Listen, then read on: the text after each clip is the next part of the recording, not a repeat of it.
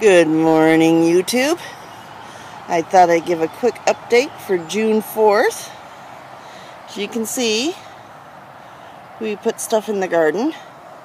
This is everything except for my cherry tomatoes and my peppers. My peppers aren't quite big enough yet.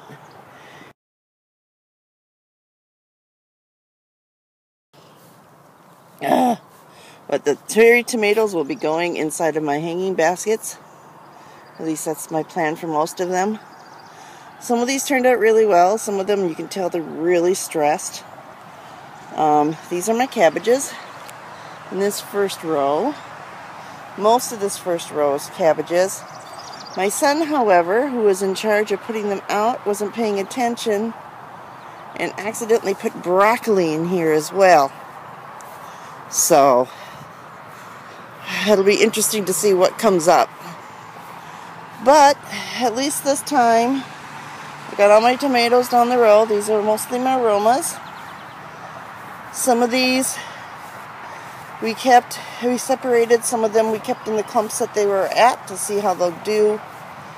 I suspect that what's going to end up happening is I will probably end up with my strongest tomatoes growing like a weed and the other ones just kind of dying.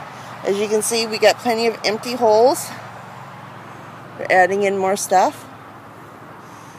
Trying to tell if the deer have been through here yet.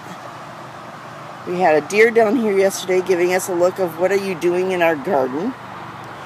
Or actually, what are you doing in my garden? So, we're not allowed to shoot them in the city limits. So this will be interesting to see how many of these survive the deer. It's much bigger than I had last year. So, I'll have to wait and see. We went down only 150 foot this year. We were going to go 300, but we decided to stop at 150 because my husband was having trouble controlling this fabric row cover. You can see he did half without and half with. That's why we stuck the squash and the pumpkin out there. That's all squash. Different squashes. And then the last 6, I think, are my sweet pumpkins, my pie pumpkins, and my Hodens.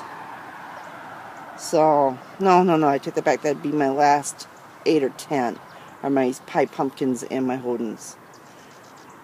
So, it'll be interesting. He didn't pay attention to what he stuck where. Again. But for the cabbages, we want green, red, and some broccoli thrown in.